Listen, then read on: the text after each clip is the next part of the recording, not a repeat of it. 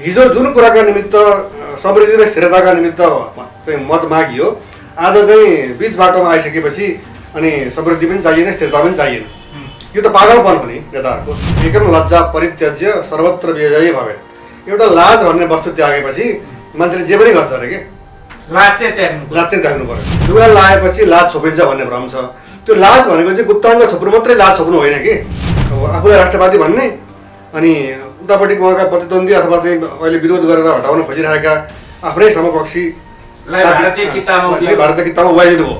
माधव नेपाल, झलनाथ खनाललाई अब हामी चाहिँ भारत परस्त होइन है भनेर चाहिँ त्यो कुरा चाहिँ पखाल्नको निमित्त पो उहाँलाई चाहिँ रक्षात्मक भएर जानुपर्ने अवस्था उत्पन्न भयो कि। भारतीयको प्रयास त उहाँलाई हटाउनुको निमित्त छ भन्ने कुरामा हामीले चाहिँ शङ्का गर्नु परेन।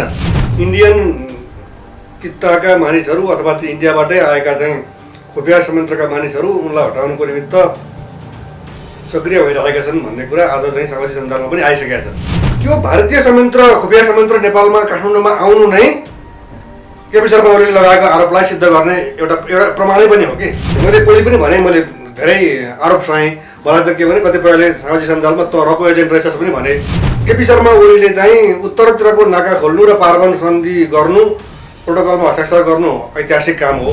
यो चाहिँ राजा महेन्द्रले पनि गर्न नसकेको काम, राजा वीरेन्द्रले पनि गर्न नसकेको, राजा ज्ञानेन्द्रले पनि नसकेको काम र अरू प्रधानमन्त्रीले नसकेको काम उहाँले गर्नुभयो। वो केपी ओलीको विरोधमा सडकमा पनि जान्न, केपी ओलीको समर्थनमा पनि सडकमा जान्न। तर मेरो व्यक्तिगत दृष्टिकोणले भन्नुहुन्छ भने चाहिँ यो अवस्था केपी शर्मा ओलीमाथि आघात पुर्याउने र उहाँलाई प्रहार गर्ने र सत्ता व्यक्ति परिवर्तन गरेर अर्को व्यक्ति प्रधानमन्त्री हुने कुराको म विरोधी हुँ।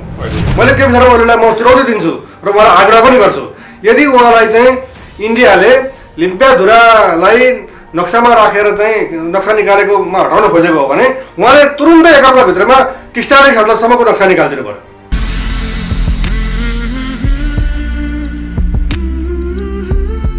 Narendra Nepal sir, star online TV र पिएनपी खबरमा एकैसाथ हार्दिक स्वागत छ।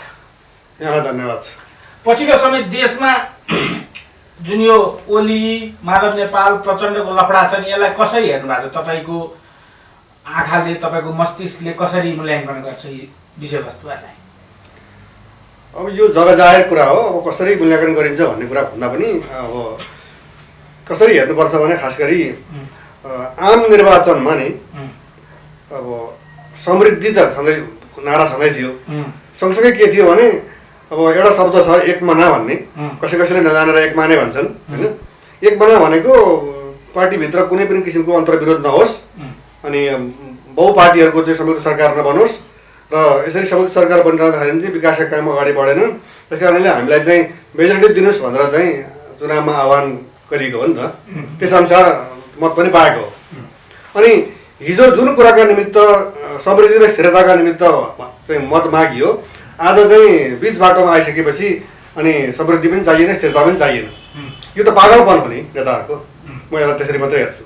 भनेपछि जे गर्दा पनि नहुने, मतलब धामी झाँक्री लाउँदा पनि नहुने, डक्टरमा गएर पनि भएन, के गर्दा चाहिँ समृद्धि हुन्छ त नेपालमा? मेरो प्रश्न थियो के। होइन, अब कस्तो भने तपाईँसँगै सायद मैले अघिल्लो कुनै अन्तर्वार्तामा भने जस्तो लाग्छ, एउटा संस्कृतको एउटा पङ्क्ति छ, एकम लज्जा परित्यज्य सर्वत्र विजयी भवेत्। एउटा लाज भन्ने वस्तु त्यागेपछि मान्छेले जे पनि गर्छ अरे के, लाज चाहिँ त्याग्नु पर्यो। तर धेरैलाई एउटा के भ्रम छ भने लुगा लाएपछि लाज छोपिन्छ भन्ने भ्रम छ।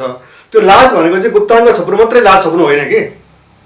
उसको व्यवहारले, उसको चरित्रले, उसका क्रियाकलापले लाज भन्ने कुरा चाहिँ बाहिर प्रकट भइरहेको हुन्छ, तर उसलाई थाहा हुँदैन। नेपाली जनता कस्तो अवस्थामा आइपुग्यो भने नि सर, हजुर, जस्तै कसैले घाँटी रेट छ नि, अनि त नमरेको हुन्छ न बाँचेको हुन्छ, बिच बाटोमा अधमरो। नेपाली जनता त्यो अवस्थामा छन्। यिनीहरूले कर लाए पनि तिर्नै पर्ने, अत्याचार गरे पनि सहनै पर्ने, यस्तो टाइपको जीवनशैली छ क्या। हरेक चिजमा, शिक्षा, स्वास्थ्य, सम्पूर्ण कुराहरूमा चाहिँ तनाव छ जनतालाई। यसबाट मुक्ति त कुनै व्यवस्थाले दिएन नि। यस्तै खालको बहुमत काङ्ग्रेसको पालामा पनि आएको थियो, कम्युनिस्टले पनि पायो। काङ्ग्रेसको पालामा दुर्घटना भएको थियो। यो कम्युनिस्ट सरकारले पनि राष्ट्रवादी कामहरू एक दुईवटा गर्न खोजेका थिए। त्यसमा चाहिँ ओलीजीलाई चाहिँ जनताले वाहवाही नै गरेका छन्। सबैले उनका पुराना कुरा छोडु, यसमा चाहिँ समर्थनै गरौँ भनेका थिए। अहिले भारत नै चाहिँ अब सरकार ढाल्ने कुरामा चाहिँ लागेको भनेर प्रधानमन्त्रीजीबाटै त्यो खालको आवाज आइसकेपछि यो यसलाई सूक्ष्म विश्लेषण गरेर जनतालाई बुझ्ने गरी बताइदिनु नि के भएको हो यो चाहिँ। एउटा कुरा त आफू आपातमा पर्यो भने अब अरूलाई आरोप लगाउने प्रवृत्ति नेपालमा विद्यमान छ होइन। अब हाम्रो प्रधानमन्त्री केपी शर्मा ओलीले चाहिँ मैले नक्सा निकालेको हुँदा मलाई हटाउनुको निमित्त भारतीय सञ्चार संयन्त्रमा कस्ता कस्ता मानिसहरूले चाहिँ हटाउनुपर्छ केपी ओलीलाई भनेर बोलिसके भन्ने कुरालाई उहाँले चाहिँ एउटा प्रमाणको रूपमा लिएर अनि अब उहाँको विरोधी आफ्नै पार्टीभित्रका विरोधीहरूलाई चाहिँ अब भारतको निर्देशनमा मलाई हटाउनुको निमित्त खेल खेलेको भनेर उहाँले आरोप लगाउनु भयो।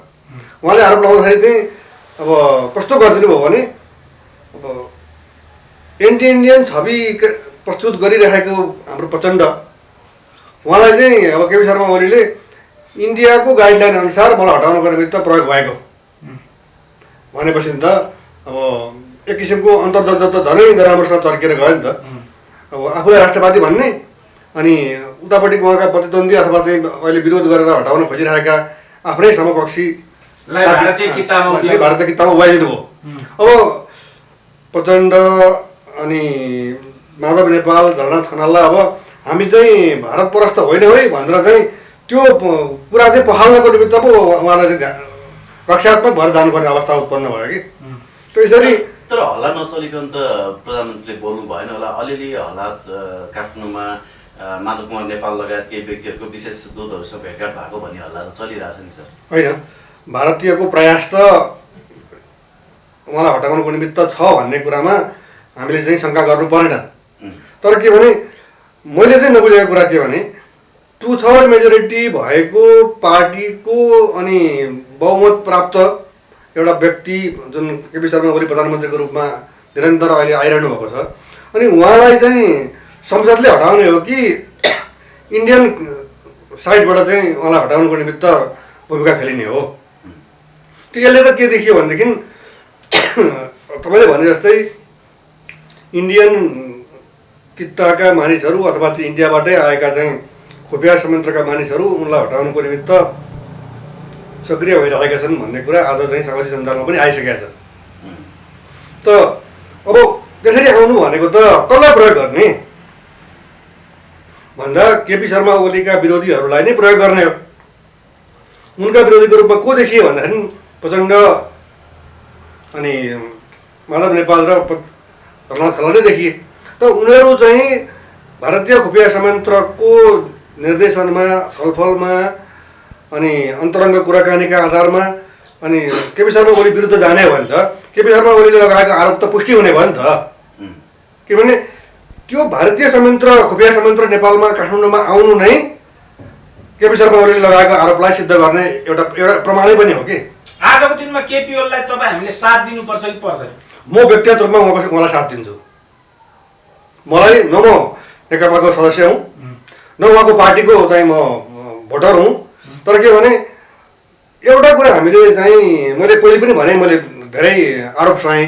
मलाई त के भने कतिपयले सामाजिक सञ्जालमा त रको एजेन्ट रहेछस् पनि भने त्यसको मलाई कुनै मतलब छैन। मैले एकपल्ट के लेखेको थिएँ भने केपी शर्मा ओलीले चाहिँ उत्तरतिरको नाका खोल्नु र पार्वन सन्धि गर्नु प्रोटोकलमा हस्ताक्षर गर्नु ऐतिहासिक काम हो।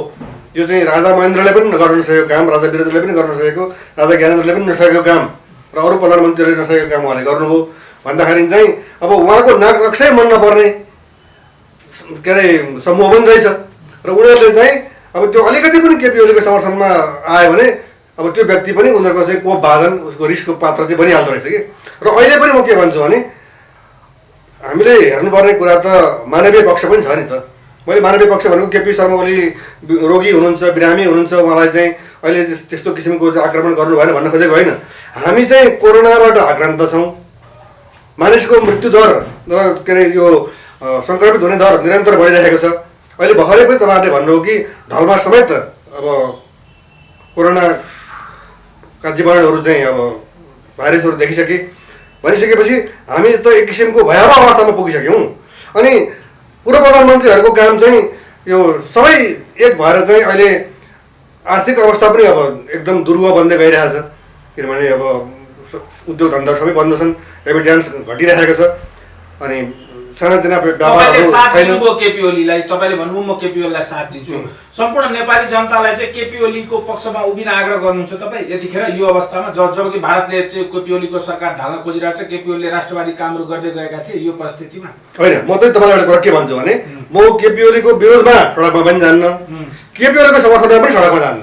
तर मेरो व्यक्तिगत दृष्टिकोणले भन्नुहुन्छ भने चाहिँ यो अवस्था केपी शर्मा ओलीमाथि आघात पुर्याउने र उहाँलाई प्रहार गर्ने र सत्ता के अरे व्यक्ति परिवर्तन गरेर अर्को व्यक्ति प्रधानमन्त्री हुने कुराको म विरोधी हुँ अहिले। अब यो अवस्थामा तपाईँको जनताहरू खान नपाउने अवस्था छ होइन, अघि तपाईँले भने जस्तै कोभिड-19 को यो विश्वव्यापी महामारीका कारण जनताहरू घरबाट तिर्न नसक्ने अवस्था, ब्याङ्कको किस्ता बुझाउन नसक्ने अवस्था, गाडी चलाउन नपाएर कति व्यवसायीहरू मारमा छन्, आन्दोलनमा छन्, जबरजस्ती हामी चलाउँछौँ भनिरहेको अवस्था छ। यो अवस्थामा सत्ता पक्षका नेताहरू नै यसरी आन्तरिक शक्ति सङ्घर्षमा लाग्नु चाहिँ अलिक लज्जास्पद नै कुरा होइन सर? होइन, मैले अघि तपाईँलाई एकपल्ट एउटा पङ्क्ति मैले भनिसकेँ होइन, योभन्दा लाजमर्दो त अरू कुरै छैन कि। वास्तवमा अहिले चाहिँ केपी शर्मा ओलीका धेरै गल्ती होलान्, उहाँको आन्तरिक रूपमा पार्टीमा उहाँले टेर्नु भएन होला। अब उहाँले चाहिँ बैठकमा आफूलाई जहिले पनि अनुपस्थित राख्नुभयो, यी विभिन्न कुराहरू आइरहेछन्। त्यो नेकपाको आन्तरिक कुरा हो कि होइन पार्टीको।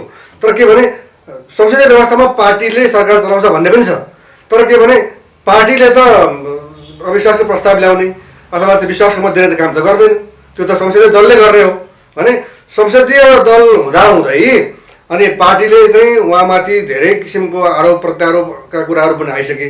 अब तपाईँले भन्नुभयो जस्तै अब यो लाजमर्दो कुराको कुरा गर्दाखेरि त लाजको पराकाष्ठा एउटा भनाइ छ नि, लाज पनि लजाउने काम यसले गरिरहेछन् कि जनताको लागि जनताको होइन रहेछ होइन। हेर्नुहोस् यी नेताहरू पनि जनताको लागि। अब तपाईँलाई म एउटा भर्खरको घटना सुनाउँछु। तपाईँले चाहिँ यातायात व्यवस्था विभाग अगाडि ट्याक्सी ड्राइभरहरूले ट्याक्सी मानिसहरूमा होइन ट्याक्सी अगाडि राखेर चाहिँ आन्दोलन गरे, भित्र वार्ता पनि गए, तर उनीहरूको सुनवाई भएन होइन। अब एउटा कुरा के छ भने प्राइभेट गाडीहरू चाहिँ मान्छे ओसार्नको लागि हिँडिरहेछन्, खुलेआम हिँडिरहेछन् होइन। तर चाहिँ अनि हामी पनि मान्छे हामी बोकेर जान्छौँ, हामीलाई पनि दिनु पऱ्यो, हामीले पनि ब्याङ्कको किस्ता तिर्नुपर्छ भन्दाखेरि चाहिँ सरकारले त्यतापट्टि सुनवाई नै गरेको छैन। अनि भनेपछि मात्रै होइन, यो 3 महिना लकडाउन भनौँ, लगभग 4 महिना, अब 3.5 महिना त भइसक्यो होइन। यो 3.5 महिना लकडाउन गरेर पनि सरकार चलाउने एउटा देश हाँक्ने व्यक्तिहरूले जनताले अब कसरी ब्याङ्कको किस्ता तिर्लान्, अब कसरी गरी खालान्, यत्रो यत्रो महिना काम गर्न पाएका छैनन् भन्ने कुनै पनि दीर्घकालीन सोच रणनीतिहरू त बनाएका रहेनछन् नि। बिल्कुल है, होइन जनतालाई मात्रै पेलिरहने के, उनीहरू पिल्सेको कुरा नहेर्ने। जस्तो अहिले तपाईँले भन्नुभयो जस्तै ब्याङ्कको किस्ता तिर्नको निमित्त अब उत्पादन छैन, सामान बेचेको छैन, पसल बन्द छ भने पैसा त आएको छैन नि त। अब केही चिज बेचौँ भने पनि किन्ने सकिने मान्छेहरू छैनन् भनेपछि सरकारले त कमसेकम विश्व ब्याङ्कबाट, अन्तर्राष्ट्रिय मुद्रा कोषबाट, एसियाली विकास ब्याङ्कबाट कहाँबाट हुन्छ, अनुदानमा हुन्छ कि अथवा चाहिँ अब थोरै प्रतिशत ब्याजमा लिएर हुन्छ कि त्यसरी पैसा लिएर चाहिँ अहिले चाहिँ 3-4 महिनाको किस्ता चाहिँ अब 4 महिना अर्को वर्षको 4 महिना पछाडि तिर्ने, 4 महिनाको लागि तपाईँ ढुक्क हुनुहोस् भन्ने त्यति गरिदिने हो भने पैसा त तिर्नुपर्छ नि। तर खालि के भने अलिकति लम्बाइदेऊ त्यति गरिदिने हो भने त विकल्प दिन पनि सकेको छैन कि। यहाँ के देखियो भने मलाई त कस्तो लाग्छ भने मित्र, नेपाल सरकार आज मात्रै होइन पहिलेदेखि नै पनि मैले के भन्दै आएको छु भने यहाँ राज्य नै राज्य विरुद्ध छ कि। कसरी जनतालाई चाहिँ नेपाल विरुद्धमा लैजाने, योभन्दा त म नाम नलिउँ, योभन्दा त अर्कै देश राम्रो, के चाहियो यस्तो बेकारमा हामीलाई चाहिँ जहिले पनि दुःख दिइरहने।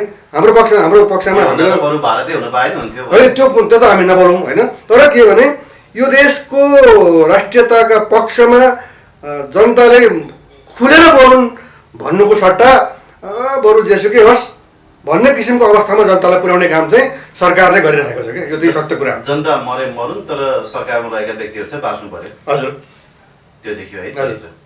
अब केपी शर्मा ओलीले भने जस्तै यदि साँच्चीकै भारतीयहरूको हात छ के यो देशको प्रधानमन्त्री हटाउन भने त इन्डियाले चाहेको बखतमा यहाँका प्रधानमन्त्री पनि चेन्ज गर्न सक्ने रहेछ। नेताहरू त उसको अनुकूल चेन्ज गरिरहेकै छ होइन। अहिले पनि थुप्रै पैसाको पोको बोकेर चाहिँ मान्छेहरू यहाँ आए भन्ने पनि सुनिन्छ। भनेपछि हामी त साँच्चीकै सार्वभौम त कहिले पनि रहेनछौँ होइन सर? हामी सार्वभौम त नरहेको त अब देखियो होइन। किनभने हाम्रो संसदलाई सार्वभौम भन्ने हो भने इन्डियाको केही पनि लाग्दैन, तर इन्डियाको केही लाग्यो भने हाम्रो संसद सार्वभौम होइन।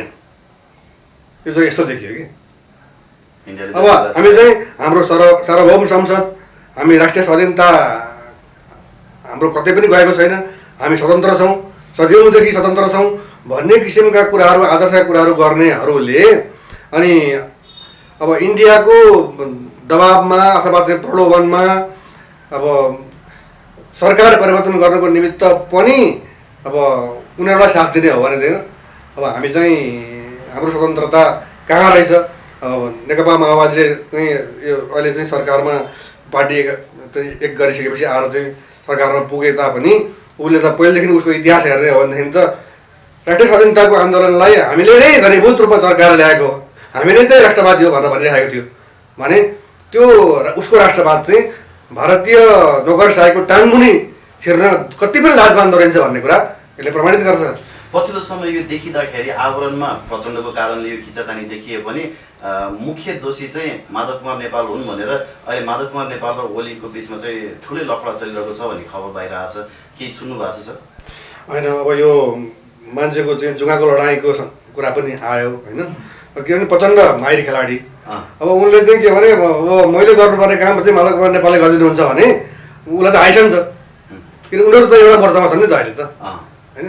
अनि अब आफै चाहिँ अब आफ्नो दुईजना अध्यक्ष हुनुहुन्छ, दुईवटा अध्यक्षको बिचमा चाहिँ टकराव देखाइरहनु भन्दा माधव नेपाललाई अगाडि सारिदियो भने अब उहाँको काम चाहिँ उहाँले गर्नुभयो। अर्थात् अहिले प्रचण्डले चाहिँ माधव कुमार नेपालको कम्युनिस्ट पार्टीभित्रको एकता कहिलेसम्म जारी रहन्छ?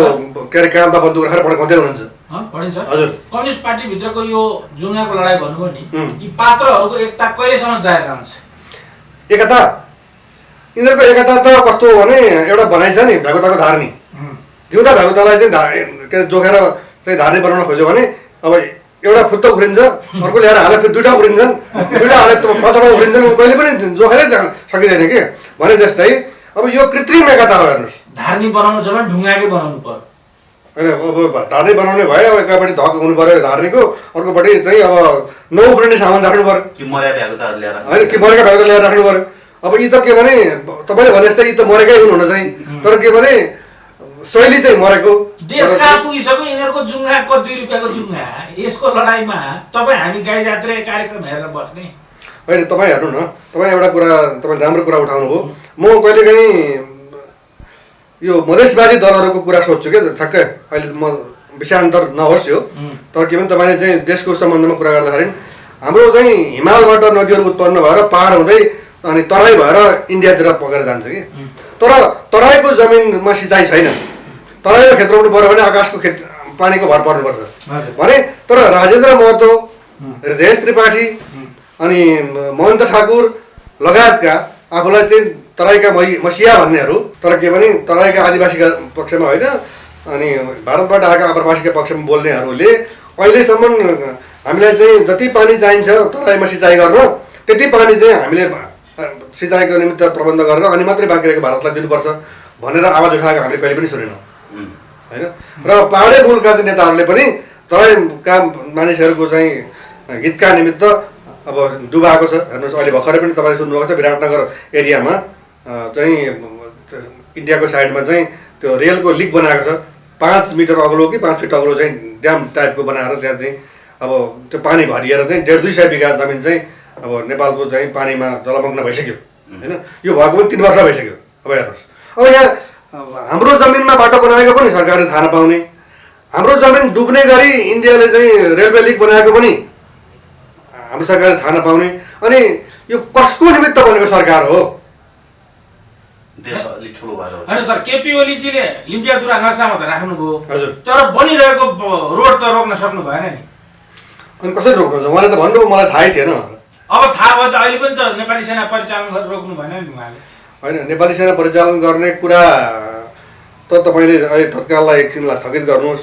हामीले आग्रह गरेको त के भने दार्चुला जिल्लामा कुनै पनि ठाउँमा करिब 10,000को सङ्ख्यामा नेपाली सेना लगेर राख्नु पर्यो, कुनै पनि ठाउँमा। अहिले भिडन्त गर्ने होइन, तर के भने अब भारतले चाहिँ वार्ताको बहानामा अनि लिङ्गरी गर्दै जाने, उसले चाहिँ कोरोनाकै बिचमा चिनिया सेनासँग भएको द्वन्द्वलाई समाधान गर्नको निमित्त अब सैनिक स्तरमा पनि वार्ता गर्ने, अनि अस्ट्रेलियासँग चाहिँ रणनीतिक वार्ता गर्नका निमित्त पनि कोरोना उसलाई चाहिएन, के अरे त्यसले असर गरेन, अनि हामीसँग वार्ता गरेर चाहिँ कोरोना पछाडि गर्ने भन्ने, अनि फेरि नेपालले चाहिँ आफ्नो जमिनलाई आफ्नो नक्सामा राख्यो र संविधान संशोधन गरेर निशान छाप पनि परिवर्तन गर्यो र त्यहाँ पनि नक्सा चाहिँ संशोधन भएको नक्सालाई राख्यो भनेर चाहिँ अनि वार्ताको सम्भावनालाई पनि समाप्त गर्यो भनेर उसले त भनिसक्यो। भनिसकेपछि अब त अन्तर्राष्ट्रियकरण गर्ने वा चाहिँ सैनिक लगेर चाहिँ अब आम्ने सामने राख्ने अन्तर्राष्ट्रिय अदालतले थाहा पाउनु पर्यो कि नेपालले बाध्य भएर भारतीय सैनिकहरू विरुद्धमा चाहिँ गोली चलाउनु पर्यो।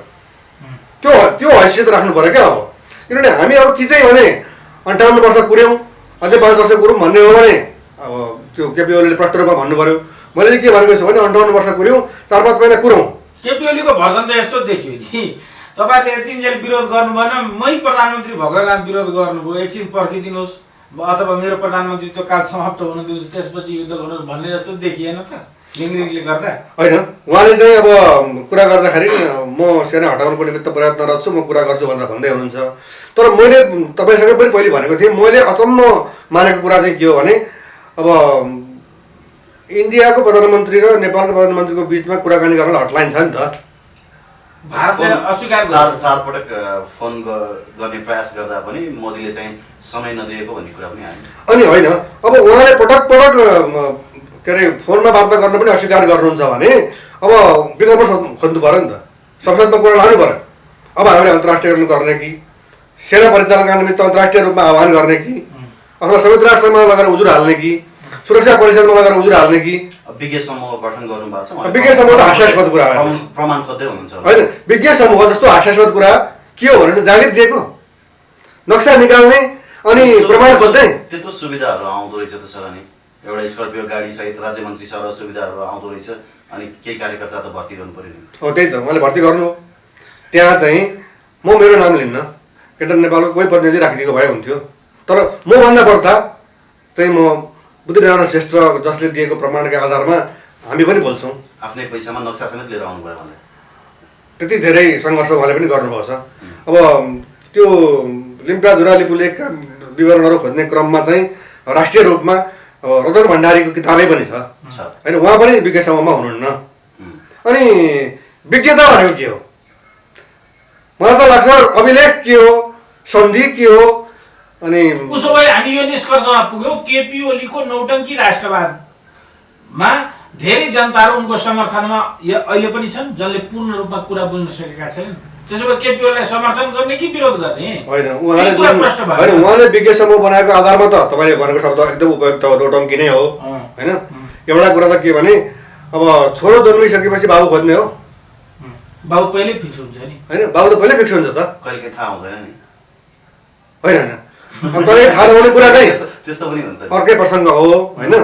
तर हामीले त त्यसो भए त इन्डियाले भोलि केपी शर्मा ओलीले एउटा ठुलो ब्लन्डर चाहिँ के गर्नुभयो भने नि यो विज्ञ समूह बनाएर ल वार्ता भयो भोलि हामीलाई कमजोर देखाउनु भयो, नेपाललाई कमजोर देखाउनु भयो। भोलि वार्तामा जाँदाखेरि नि इन्डियन साइडले के भन्छ भने तपाईँले विज्ञ समूह बनाउनु भएको छ के प्रमाण खोज्नको निमित्त विज्ञ समूहले दिएको प्रमाण पेश गर्नुहोस्। यहाँ उहाँले के दिनुभयो?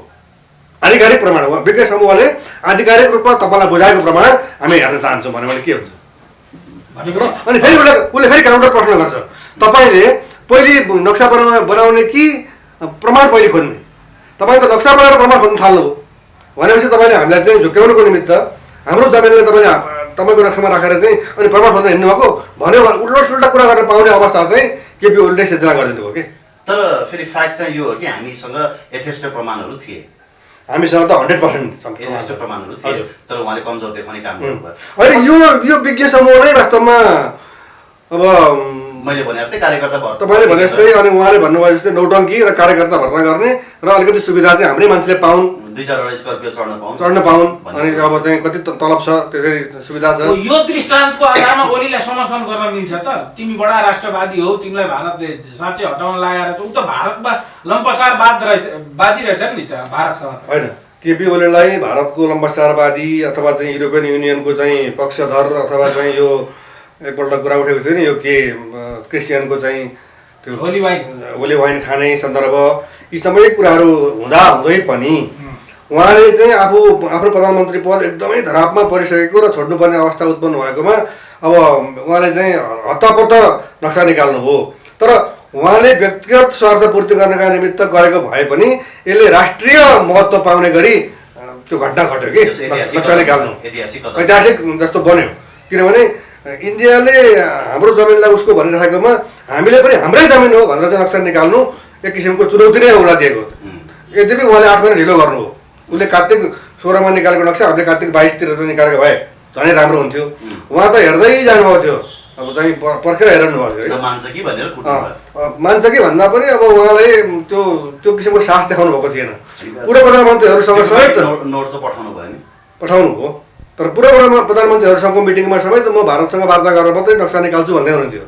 तर उहाँले भित्रभित्रै के बुझ्नुभयो भने म 18 मा छु, यो 18 बाट मुक्ति म कति बेला पाउँछु जब नक्सा निकाल्छु। जनताको पनि समर्थन हुन्छ र मेरो पक्षमा लागेकालाई चाहिँ अहिले तत्काल चाहिँ अनि कार्य समितिले पनि केन्द्रीय समितिले पनि मेरो विरुद्धमा केही पनि गर्न सक्दैन भन्ने आकलन गर्नुभयो। तर के भने हामी वास्तवमा अहिले एक किसिमको इन्डियासँग युद्धमै छौँ, नक्सा युद्ध नै किन नहोस् भने यसमा त मेरो चाहिँ दृष्टिकोण के छ भने जुन केपी ओलीका विरुद्धमा पूर्व प्रधानमन्त्रीहरू जुन एक भएर लाग्नु भएको छ, अहिले तपाईँले भन्नुभयो बढी चाहिँ अथवा नेपाल लाग्नुभएको छ अथवा चाहिँ अब बढी धनराज खनाल लाग्नुभएको होला अथवा बढी प्रचण्ड लाग्नुभएको होला, जे भए पनि अब उहाँकै समकक्षी साथीहरू चाहिँ उहाँको विरुद्धमा लागेको देखियो। तर चाहिँ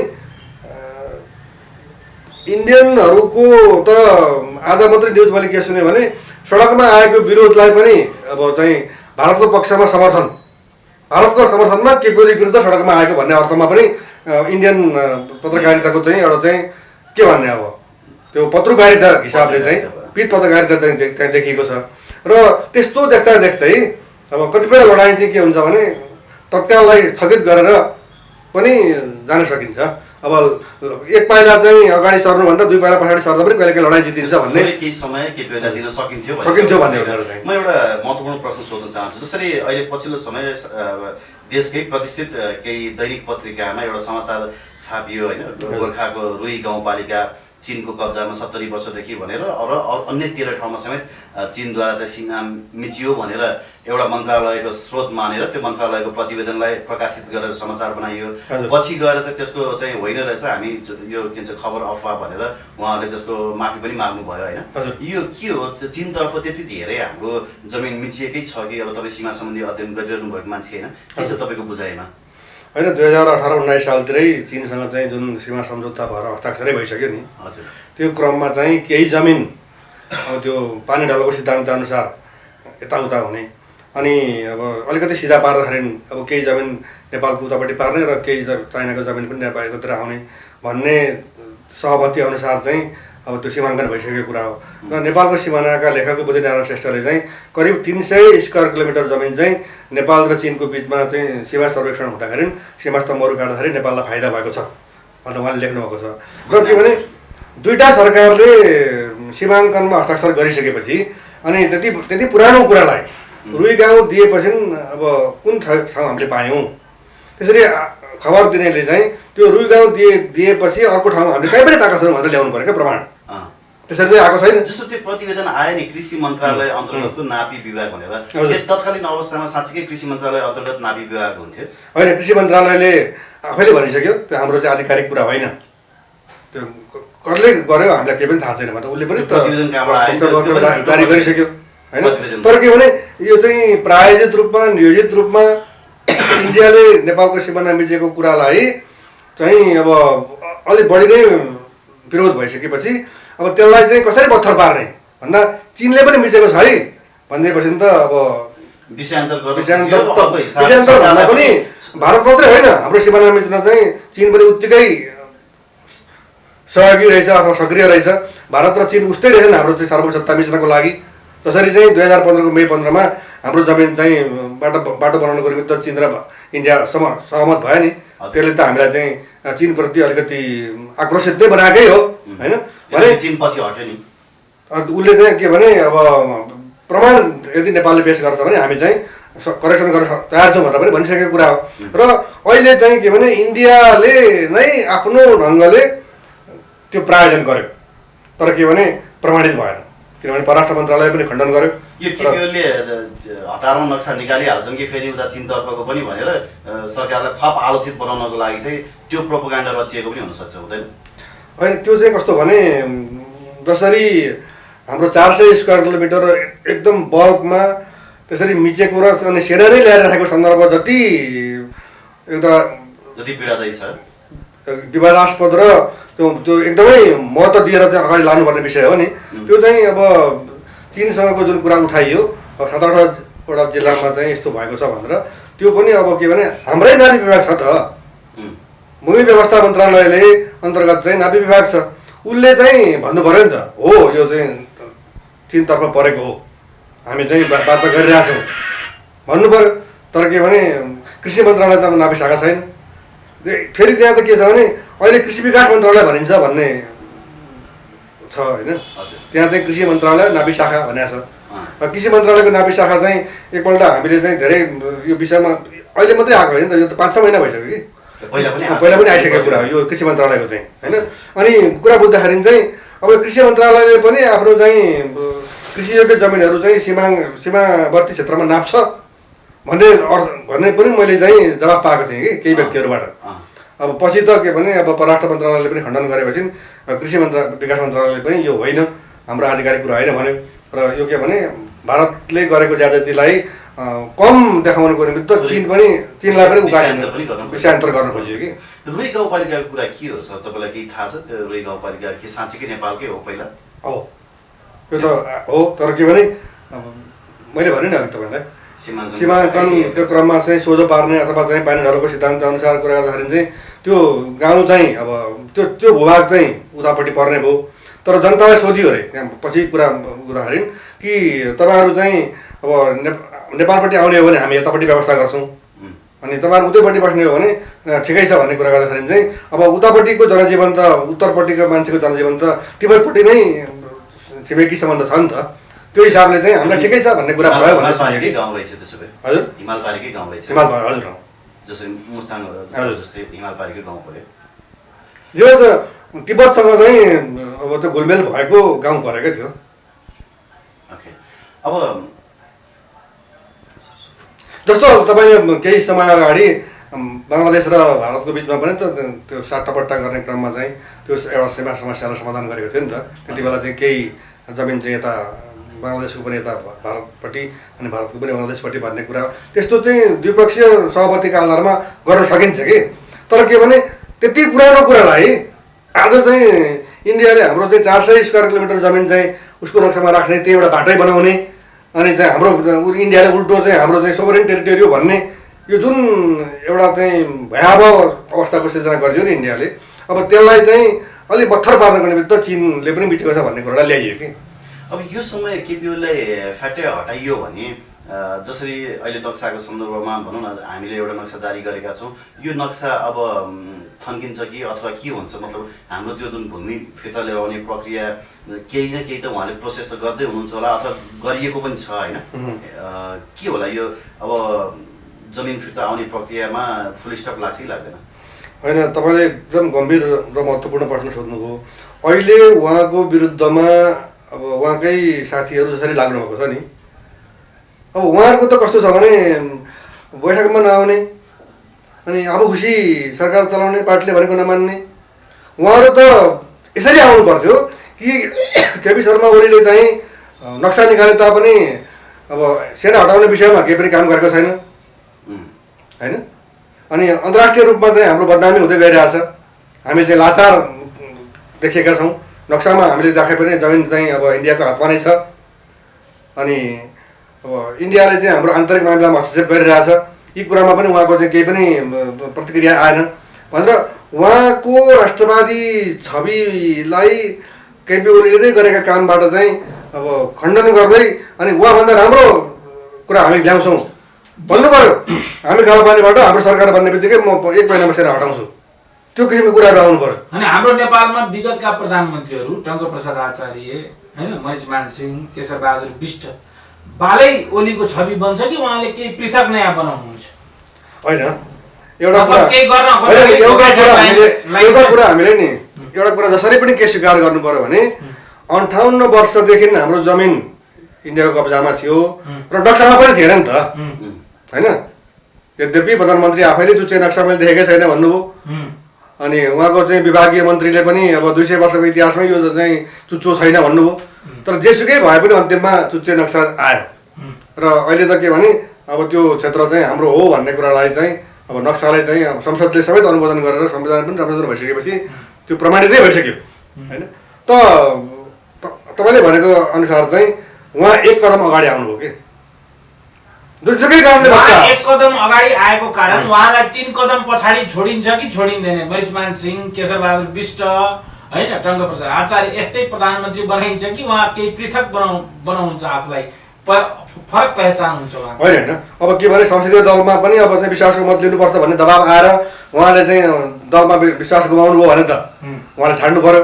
तर के भने उहाँले छाड्दैमा नि उहाँले बनाएको भन्नाले ग्राम्य विभागलाई नक्सा बनाउनुको निमित्त जुन अधिकार दियो नक्सा बनेर चाहिँ संसदले समेत अब निशान छाप परिवर्तन गरेर अनुमोदन गरिसक्यो नि। अब त्यसलाई फेरि पहिलेकै अवस्थामा चुच्चो काटेर चाहिँ बुच्चो नक्सा निकाल्ने त कुनै सम्भावनै छैन। त्यो ऐतिहासिक काम चाहिँ केपी ओलीबाटै भयो भनेर हामीले स्वीकार्नुपर्छ। उसो भए आजको दिनमा केपी ओलीको विरोधीहरूलाई के सन्देश दिनुहुन्छ तपाईँ? म त पर्खर हेरा भन्छु जस्तो हो, किनभने केपी ओलीले पनि भन्नुभयो होइन मभन्दा राम्रो आऊ म छोडिदिन्छु भन्नुभयो। अब केपी ओलीले देशको लागि कोरोनाका लागि पनि केही पनि गर्न सकेन। भ्रष्टाचार यति भयो त्यसका पनि उहाँले चाहिँ त्यसलाई चाहिँ भ्रष्टाचार न्यून गर्ने कुरामा शून्य सहनशीलता भन्नुभयो, झन् झन् बढेर गयो। केपी ओली भन्दा राम्रो व्यक्ति त कोही छँदै छैन त कम्युनिस्ट पार्टीभित्र होइन। त्यो त भोलि प्रमाणित हुने कुरा हो, अहिले काम गरेर प्रमाणित गर्ने कुरा हो। अनि प्रमाणित त सबै उहाँको विरुद्धमा अहिले जुन मान्छेहरू लाग्नु भएको छ उहाँहरू सबै भूतपूर्व प्रधानमन्त्री हो त। त्यति बेला उहाँहरू कहाँ हुनुहुन्छ त? किन के अरे कालापानीबाट सेना हटाउनु भएन? किन नक्सा निकाल्नु भएन? के 58 वर्षको इतिहासमा केपी ओली मात्रै जिम्मेवार हो त? अहिलेका चाहिँ माधव नेपाल उहाँले सम्बोधन गर्नु समस्याको हजुर अरू प्रधानमन्त्री भएका पालामा पनि त बाटो खनिराखेको थियो, सीमा मिचिराखेको थियो, सबैले देखेकै कुरा हो, बुझेकै कुरा, तर कोही पनि बोल्नु भएन भने अहिले चाहिँ मेरो दृष्टिकोणमा मेरो एउटा भनाइ छ केपी ओली साँच्चीकै राष्ट्रवादी भएर चाहिँ नक्सा छापे हुन् कि जस्तो योभन्दा अगाडि पनि प्रश्न त उठेको हो नि। 2015मा तपाईँले भने जस्तो 2 देशीय सम्झौता हुँदा पनि यो कुरा उठेको हो होइन। त्योभन्दा अगाडि पनि पटक पटक यी कुराहरू उठेको हुन्। कतिपयको त राजनीतिको लागि यो स्लोगनै पनि थियो है, हामी सुरुङ युद्ध गर्छौँ भारत विरुद्ध भन्ने। भनेपछि तत्कालीन शासकहरूदेखि लिएर थुप्रै प्रधानमन्त्रीहरू भए, कसैले पनि यो नक्सा छाप्ने हिम्मत गरेनन्। नागरिकता विधेयकको कुरा पनि अहिले आएको छ होइन। केपी ओली साँच्चीकै राष्ट्रवादी भएर यो काम गरेको हो कि कुर्सी जोगाउन मात्रै गरेको होइन? एउटा कोटेसन छ, कोही कामले महान हुन्छन्, कसैलाई महानता आफै आइलाग्छ।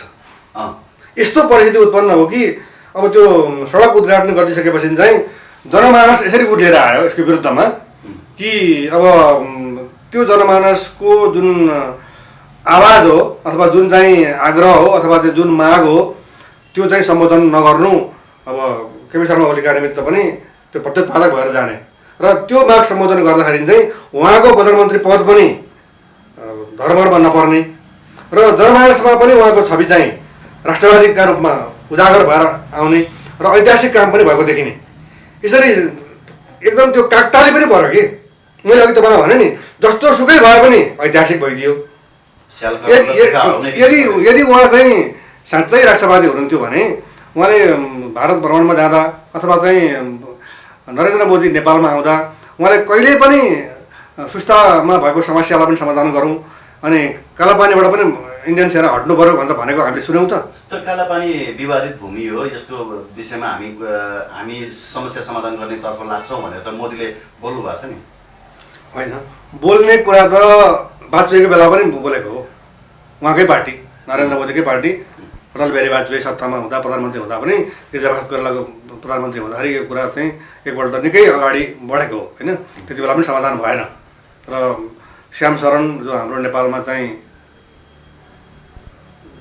पटक पटक आएर चाहिँ अब यो कालापानीकै सन्दर्भमा पनि नेपालका नेताहरू चाहिँ भारत विरोधी कुनै नारा बताउन चाहन्छन्। त्यसमध्ये एउटा नारा चाहिँ कालापानीमा लगेको भारतीय सेना हटाउनुपर्छ भन्ने पनि हो र उनीहरू चाहिँ एकदम यसलाई निचोडमा पुर्याउँ, निष्कर्षमा पुर्याउँ, समाधान गरौँ भन्ने जाँदैनन्। समस्यालाई फ्लोरमा ल्याएर अनि भारत विरोधी नारा गर्नको निमित्त मात्रै त्यसलाई प्रयोग गर्छन् भनेर पनि आरोप लगाएर गएको सन्दर्भ थियो र अहिले कमसेकम अब केपी शर्मा ओलीले चाहिँ नक्सा निकालेर मात्रै भए पनि जवाफ त एक चरणमा जवाफ त दिएको हो नि त। यद्यपि जमिन उनीहरूकै हातमा छ, केही फरक त परेको छैन नि त। खालि के भने हामी रमाउनु पर्ने कारण हाम्रो चाहिँ उधारो खुसी चाहिँ के हो भने उसले नक्सामा राख्यो, हामीले पनि राख्यौँ, तर जमिन त 58 वर्षदेखि उसकै हातमा छ नि। श्यामशरणको कुरा निकाल्नु भयो। 72 सालमा संविधान जारी गर्दा पनि जयशङ्कर आएका थिए। हजुर, उनले संविधान रोक्नको लागि थुप्रै प्रयास गरे, संविधान रोक्न अथवा त्यहाँ केही बुदाहरू सच्याउनको लागि। हजुर, यद्यपि संविधान जस्ता त्यस्तै जारी गरियो। त्यस पछाडि यो चुच्चे नक्सा पनि थाहा नदिकन ठ्याक्कै मन्त्री परिषदबाट पारित गरियो। यसलाई पछि संसदबाट रोक्नको लागि श्यामशरणले थुप्रै पहल गरेका थिए। हजुर। अहिले त्यसै गरी फेरि यहाँ अर्का पात्र पनि काठमाडौँ आएका छन् होइन। यो नेकपाको फुट जसरी 52 सालमा फुटाइएको थियो त्यसै गरी फुटाउन सकिन्छ कि भन्ने हिसाबले केही विशेष दूतहरू आएको छन् भन्ने खबर आएको छ होइन। अब भारतको बिस्तारै आफ्नो शक्ति कमजोर हुँदै गएको हो नेपालप्रति। भारतको केही सिप नचल्या हो। होइन, केही सिप नचलेको चाहिँ नक्सा सार्वजनिक गर्ने क्रममा र त्यसलाई चाहिँ संसदले अनुमोदन गर्ने र के अरे यो निशाना छाप परिवर्तन गर्ने सन्दर्भमा पनि जुन किसिमको ऐतिहासिक र अभूतपूर्व एकता राष्ट्रिय अखण्डताको पक्षमा नेपालमा देखियो, त्यसले चाहिँ अब इन्डियाले नसोचेको कुरा भयो होइन। राजेन्द्र महतोसँग राष्ट्रवादी देखिए होइन।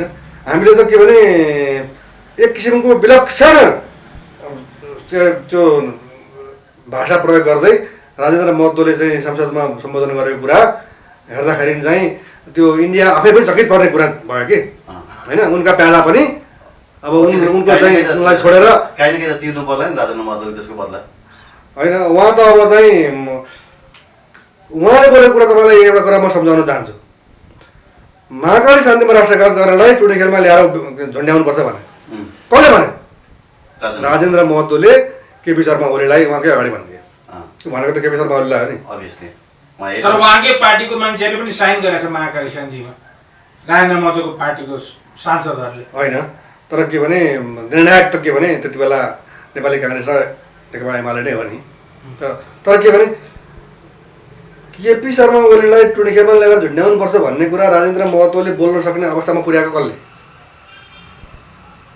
त्यो पनि त केपी शर्मा ओलीले नै पुर्याएको। 1 खरब 20 अरब हरेक वर्ष आउँछ भनेको थियो, कहाँ गयो? अनि महाकाली नदीको उद्गम बिन्दु नै नभइकन चाहिँ महाकाली शान्ति गरिएको छ होइन। अनि पानी चाहिँ आधा भनेको छ, अब हाम्रो भागमा 10% पनि पानी छैन। यी त आज पनि जाहेर कुरा हुन् नि। हामी त लुटिएका छौँ इन्डियाबाट, हाम्रै पानीमा हामी नै लुटिएका छौँ। पानी हाम्रो, अब उपभोग उसको। भारतीय प्रभाव नेपालमा अलिक कम हुँदै गयो। तपाईँले अलिक कुरा भन्नुभयो नि, अब उनीहरूको प्रभाव कम हुने कुरा परिणामले देखाउने कुरा हो।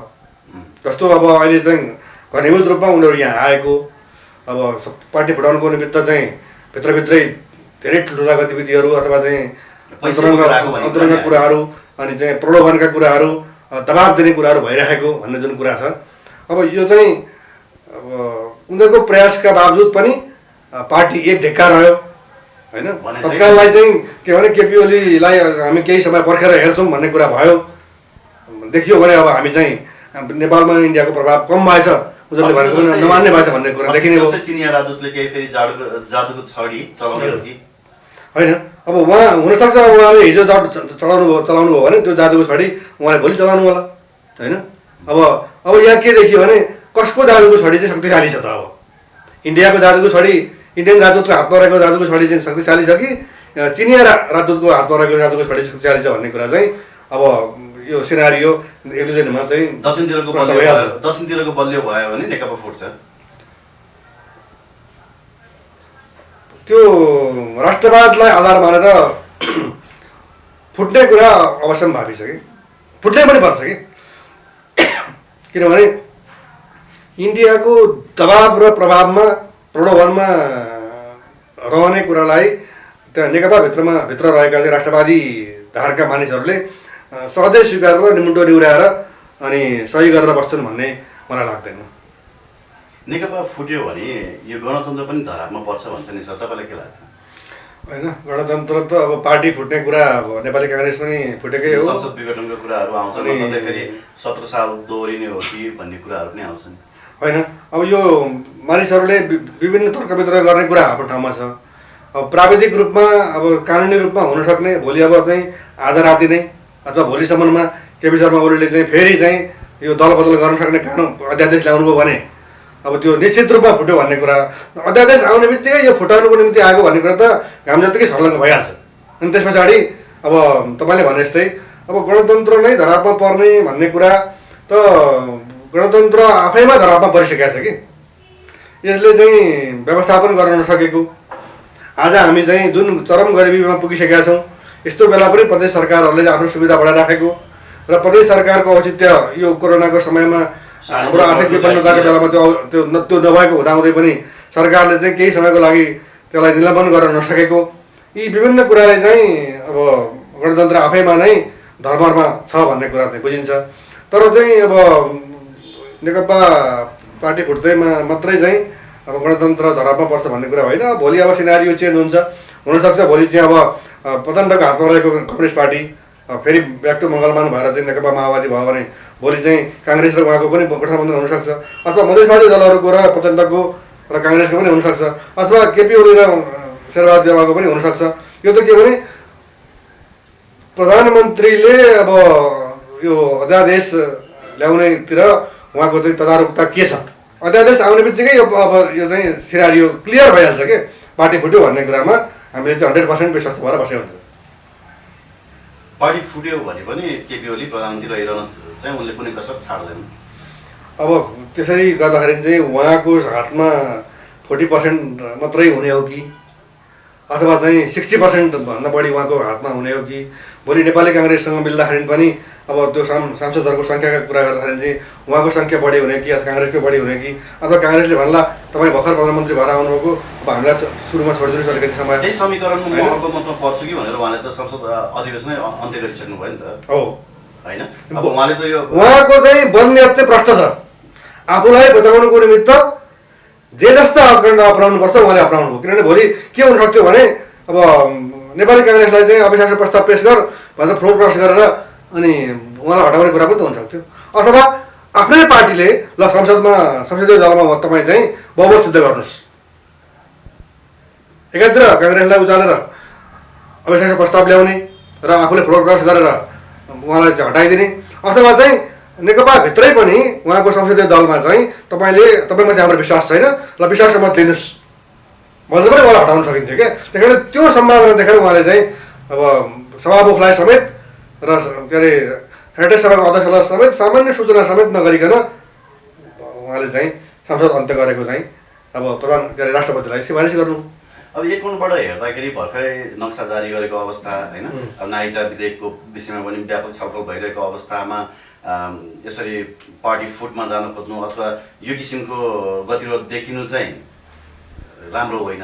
फेरि अर्को तर्फबाट हेऱ्यो भने यो संसदीय अभ्यासमा जुन कुराहरू केपी ओलीले गरिरहनु भएको छ त्यो फेरि अलिकति राम्रो पनि होइन। यो पछिको लागि पनि यो अभ्यास चाहिँ यो देशको लागि दीर्घकालीन रूपमा हुनसक्छ भन्ने चाहिँ यसले स्थापित गर्न सकेन होइन। तपाईँले भने जस्तै अहिले मलाई त के लागिरहेछ भने नक्सा भन्दा पनि यो वैवाहिक अङ्कृत नागरिकता दिने कुरामा पहिले चाहिँ अब एक हातले सिन्दुर लगाइदिने अर्को हातले नागरिकता दिने भने जस्तै थियो होइन। यहाँ नेपालमा आउने बित्तिकै विवाह भएर आउने बित्तिकै नागरिकता पाउने थियो बुहारीले होइन। अनि अब अहिले चाहिँ 7 वर्षको कुरा आयो, इन्डियामा 7 वर्ष छ, हामी पनि बराबर गर्छौँ। बाबुराम भट्टराईलाई चाहिँ के समस्या परेछ, उहाँ बाजा बजाएर फेरि प्रदर्शनमा जानुभयो नि होइन। अब त्यो त अब खास समयमा अब खास मान्छे त्यो उसको चरित्र प्रकट हुन्छ कि उहाँ इन्डियन मानसिकताको मान्छे हो, उहाँले चाहिँ त्यो आफ्नो चरित्रलाई देखाइदिनु हो। यस्तो भन्छन् कि बाबुराम भट्टराईलाई धेरैले रको एजेन्ट भन्छन्। तर मलाई केही व्यक्तिले भन्दा चाहिँ के भन्नुभयो भने उहाँले इन्डिया नेपालमाथि इन्डियन प्रभाव कति छ बाबुराम भट्टराईले सबैभन्दा धेरै बुझेका छन्, त्यही भएर उहाँले चाहिँ त्यो तरिकाले बुझ्नु भएको छ र त्यो तरिकाले उहाँले मान्नु भएको छ होइन, त्यसलाई मनन गर्नुभएको भएर यो उहाँले त्यो बोलिरहनु भएको छ भन्नुहुन्छ। होइन त्यस्तो होइन, अब त्यो चाहिँ उहाँलाई बचाउन खोज्नेहरूले अब उहाँको प्रभावमा रहेका व्यक्तिहरूले भन्ने कुरा आफ्नो ठाउँमा छ। अब आज मात्रै सामाजिक सञ्जालमा यद्यपि पुरानो कुरा हो, ट्विटरमा मैले देखाएको थिएँ नेपाल राज्यको विखण्डन होस् विस्थापन होस् भनेर चाहिँ के अरे यसलाई हामी चाहिँ नारा लगाइराखेको पुरानो हो यद्यपि होइन। ल मेरो श्रीमतीले चाहिँ गलत गरेको छ म माफी माग्छु भनेर भन्नु भएन होइन। उहाँ प्रधानमन्त्री हुँदाखेरि नै नेपाल चाहिँ आइदर इन्डिया अरू चाइनामा चाहिँ विलय हुनसक्छ, आर्थिक रूपमा जर्जर हुँदै गयो भने भने जस्ता कुरा उहाँले गरेको हामीले देखेकै कुरा हो। र अहिले पनि के भने उहाँलाई चाहिँ अब बहुराष्ट्रिय राज्यको कुरा गर्नुहुन्छ उहाँ, होइन? यो देशमा चाहिँ धेरै राष्ट्रहरू छन्, तर के भने नेपाल राज्य हुन सकेन भने जस्ता कुराहरू गरेर चाहिँ विघटनवादीले सहयोग पुर्याउने काम पनि उहाँले गर्दै आउनुभएको छ। र उहाँ अब फेरि के भने एउटा कुरामा हामी के विवाद नगरौँ भने रको एजेन्ट हो कि होइन भन्ने कुरामा चाहिँ किन विवाद नगरौँ भने अब त्यो मान्छेको चरित्रबाट प्रकट हुने कुरा हो कि त्यो देखिन्छ भने अब उहाँ हो, देखिँदैन भने होइन। तर कुरा के भने उहाँले चाहिँ इन्डियन स्वार्थलाई अब सहयोग पुर्याउने काम चाहिँ निरन्तर गर्दै आउनुको कुरा चाहिँ 100% सत्य। जस्तो कि म तपाईँलाई एउटा घटना सुनाउँछु मेरै बारेमा। उहाँ संविधान बन्ने बेलामा यो संवाद समितिको अध्यक्ष हुनुहुन्थ्यो नि, उहाँले सिके रावतलाई बोलाउनु भयो रेड कार्पेटमा दिल्ली। ऊ आउँदैछ भने सुनेपछि गेटमा लिन जानुभयो, कुराकानी गरेर गेटमा पनि पुर्याउन जानुभयो। हामीले पनि उहाँलाई भेट्न अनुरोध गऱ्यौँ, तर उहाँले हामीलाई भेट्नु भएन। अनि विखण्डनवादीलाई भेट्न चाहिँ उहाँ आतुर हुनुहुन्छ, अनि नेपाललाई एक गर्नुपर्छ भन्ने व्यक्तिलाई भेट्न चाहिँ उहाँलाई आपत्ति भयो। ओके सर, अन्तिममा एउटा प्रश्न सोध्न चाहन्छु। यो लिम्बियाधुरा सहितको नक्सा निकाल्दा त अहिलेको यस्तो परिस्थिति हामी नेपाली जनताले भोग्नु पर्यो। तपाईँले उठाएको जस्तै यो ग्रेटर नेपालको मुद्दा उठायो भने त हामी विलिनै हुने रहेछौँ, अथवा तपाईँ हाम्रो जीवनकालमा चाहिँ यो हामीले देख्न नपाउने रहेछौँ है? होइन, म चाहिँ ठिक त्यसको तपाईँले भनेको कुराको विपरीत छु, होइन? म यसरी कुरा गर्न चाहन्छु कि हामी काल्पनिक कुरा गरिरहेछौँ कि काम गरिरहेको छैनौँ। कुरा के भने सुगौली सन्धिको अन्त्य भयो भन्ने कुरा चाहिँ 1950 को नेपाल भारत सन्धिको धारा 8ले नेपाल र बेलायतका बिचमा भएका तमाम सन्धि रद्द भइसके भनिसकेर चाहिँ नेपाल र भारतले नै सही गरे। यो फणिन्द्र नेपाल वा ग्रेटर नेपाल चाहने अरू व्यक्तिहरूले बोलेको कुरा होइन नि। हामी त 1950 को Nepal India peace and friendship ट्रिटीको आर्टिकल 8ले के भन्छ भन्दा सुगौली सन्धि रद्द भयो भन्छ। कहिले भयो? 1950 को जुलाई 31 तारिकमा सही गरेपछि रद्द भयो। 1950 के अक्टोबर 30 तारिकमा नेपाल र बेलायतले अर्को सन्धि गरे। त्यसको पनि धारा 8ले चाहिँ प्रस्तावनामा बेलायत र इन्डिया जस्ता दुईवटा मुलुक बनेको हुनाले सुगौली सन्धिको अस्तित्व समाप्त भइसक्यो र नयाँ सन्धि गर्नु पर्यो भनेर चाहिँ प्रस्तावनामा भनेर अनि अन्तिममा धारा 8मा आएर चाहिँ 1921 मा भएको सन्धि र त्योभन्दा पुराना सबै जति पनि सन्धि छन् सबै रद्द भयो भनेर भनिसक्यो। भने सुगौली सन्धिकारी पक्ष नेपाल र बेलायतले पनि 1950 अक्टोबर 30 मा सही गरेर सुगौली सन्धि रद्द भयो भन्ने, अनि बेलायतको सक्सेसर गभर्मेन्ट उत्तराधिकारी सरकार इन्डियाले पनि अनि नेपाल र बेलायतको बिचमा भएका तमाम सन्धि इन्क्लुडिङ ट्रिटी अफ सुगौली सबै रद्द भयो भन्ने, अनि 1960 को डिकोलोनाइजेसन भन्ने संयुक्त राष्ट्रसङ्घको प्रस्ताव नम्बर 1514 अनुसार पनि सुगौली उपनिवेशहरू समाप्त हुनुपर्ने र इन्डिया इन्डिपेन्डेन्स एक्ट जुन जुलाई 18 1947 मा ब्रिटिस पार्लियामेन्टले पास गरेको छ त्यसले पनि यो जमिन जस्ताको जस्तै हामी छोडेर गएका छौँ भनेको सन्दर्भमा सुगौली सन्धिको अस्तित्वै छैन। भने हाम्रो सरकारले के गर्यो भने अस्तित्व नभएको रद्द भइसकेको सुगौली सन्धिलाई मानेर नक्सा निकालेको छ। त्यही कारण ग्रेटर नेपालले भनेको छ हाम्रो जमिनलाई इन्डियाले उसको नक्सामा राखेको सन्दर्भमा केपी शर्मा ओलीले निकालेको नक्साको हामी हार्दिक स्वागत गर्छौँ, तर यो नक्सा अपूर्ण छ, यो नक्सा अवैध पनि हो। किनभने यो सुगौली सन्धि रद्द भएको अवस्थामा सुगौली सन्धिलाई मानेरै नक्सा निकाल्नु त कसरी वैध हो? तर तपाईँले भन्नुभयो नि अब हामीले चाहिँ यति नक्सा निकाल्दा त यस्तो गर्यो भने ग्रेटर नेपालकै कुरा माग्यौँ भनेदेखि त के हुन्छ होला भन्ने कुरा माग्यौँ भने त इफ होइन अब आइदर अथवा चाहिँ र यद्यपि किन्तु परन्तु कुरा नजोडिकन हामीले भन्न सक्नु पर्यो सुगौली सन्धि रद्द भयो, रद्द भएपछि हाम्रो सिमाना टिस्टा र सतलज हो, त्यसको नक्सा कायम हुनु पर्यो भनेर हामी अगाडि बढ्यौँ भने अनि इन्डियाले के गर्छ? सेना पठाउँछ? पठाउँदैन। हेर्नुहोस्, उसको जमिनलाई बचाउनुको निमित्त उसको राष्ट्रिय अखण्डतालाई अक्षुण्ण राख्नको निमित्त उसले गोर्खाली सेना लगेर चाहिँ पालेको छ। हाम्रा मान्छे कति मरिरहेछन् तपाईँले देख्नुभएको छ, पाकिस्तानसँग भिडन्तमा अहिले पनि 5-7 जना हाम्रो युवाहरू मरिसके होइन। भने हामीले आफ्नो शक्ति चाहिँ प्रयोग नगर्ने, आफ्नो आवाज चाहिँ मुखरित नगर्ने, अनि हामी चाहिँ यसो गऱ्यो भने इन्डियाले यसो गर्ला भनेर आफैले कुरा गरेर हामी चाहिँ हाम्रो जमिन गुमाउने जुन एउटा चाहिँ प्रवृत्ति आइरहेको छ नि त्यसलाई पनि हामी हिंसाबोधले ग्रस्त भएर झन् बलियो बनाइरहेका छौँ। क्या जब हामीले चाहिँ इन्डियाको डरबाट मुक्ति खोज्छौँ नि हामी त्यहाँ पुग्न सक्छौँ। कि मलाई के लाग्छ भने नि सर, हामी अलिक लामो समयदेखि नै दासत्व मानसिकताबाट ग्रसित भएको हुनाले हजुर विदेशी देख्ने बित्तिकै लम्बसार अनि कोही कोही देख्ने बित्तिकै सरकार भनेर ढोगिहाल्नुपर्ने हाम्रो मानसिकता छ जस्तो लाग्छ। हजुर होइन गोरसाला देख्ने बित्तिकै त्यो धेरै जान्ने गोरसाला देख्ने बित्तिकै धेरै जान्ने उसको अगाडि लम्बसार लम्बसार। अनि दरबारतिरका देख्ने बित्तिकै सरकार भनेर गरिहाल्नुपर्ने। अनि लम्बसारवादी होइन दासत्व मानसिकता धेरै छ जस्तो लाग्यो। होइन इन्डियामा चाहिँ अब ब्रिटिसहरूको दासता थियो अनि इन्डियनहरू त्यसरी दास भए अनि त्यो ब्रिटिसका दास भएका इन्डियनको पनि दास चाहिँ हामी नेपालीहरू हाम्रो सरकारका मान्छेहरू भयो के नेपाली जनता होइन। त्यो दास मानसिकता चाहिँ हाम्रो मान्छेहरूमा पनि एकदमै कुट गरेर भरिएको भन्छ नि एकदमै त्यो घनीभूत रूपमा चाहिँ रहेको छ कि कुनै पनि बेला आफ्नो चाहिँ शिर ठाडो पारेर इन्डियासँग हामीले चाहिँ आँखामा आँखा जुदाएर कुममा कुम जुदाएर चाहिँ टेबलमा बस्दाखेरि पनि चाहिँ किन हुँदैन भनेर चाहिँ क्वेसन गर्ने हो भने अहिले भन्नुहोस् न मैले फेरि पनि भन्छु हाम्रो केपी शर्मा ओलीले अब हामी चाहिँ हाम्रो नेपाली जवान बेच्दैनौँ हामी चाहिँ आजैदेखि चाहिँ गोर्खा भर्ती बन्द गर्छौँ र त्यहाँ रहेका सबै गोर्खाली सेना जति पनि छन् चाहे ती 42,000 हुन् चाहे 70,000 1 लाख पुगेका हुन् सबै हामी फिर्ता लिन्छौँ भनेर भन्ने हो भने र त्यहाँका चाहिँ कार्यरत गोर्खालीहरूलाई पनि तपाईँहरू फर्किनुहोस् तपाईँले त्यहाँ पाएको सेवा सुविधा हामी दिन्छौँ भनेर रणनीतिक हिसाबले कुरा गर्ने हो भने अब त्यहाँ के हुन्छ त्यो नरहने बित्तिकै इन्डिया आफैलाई थाहा छ कि 24 घन्टाभित्रमा पाकिस्तानी सेना दिल्ली पुग्छ त्यो थाहा छ हेर्नुहोस्। तर भारतले के कुरा बुझेको छ भने नि यस्तो उठाउने ह्याउ चाहिँ नेपालीसँग कोहीसँग पनि छैन केपी शर्मा ओलीसँग पनि छैन। मैले केपी शर्मा ओलीलाई म चुनौती दिन्छु र उहाँलाई आग्रह पनि गर्छु यदि उहाँलाई चाहिँ इन्डियाले लिम्पियाधुरालाई नक्सामा राखेर चाहिँ नक्सा निकालेकोमा हटाउन खोजेको हो भने उहाँले तुरुन्तै 1 हप्ताभित्रमा टिस्टादेखि सतलजसम्मको नक्सा निकालिदिनु पर्यो। उहाँ त ऐतिहासिक पुरुष बन्नुहुन्छ सक्नुहुन्छ। ओके सर, निकै महत्त्वपूर्ण विषयवस्तुमा संवाद गऱ्यौँ। समय संवादको लागि धन्यवाद दिन चाहन्छु। यति महत्त्वपूर्ण विषयमा तपाईँले मलाई फेरि सम्झिनुभयो यसका निमित्त म तपाईँ दुवैजनाप्रति आभारी छु। धन्यवाद।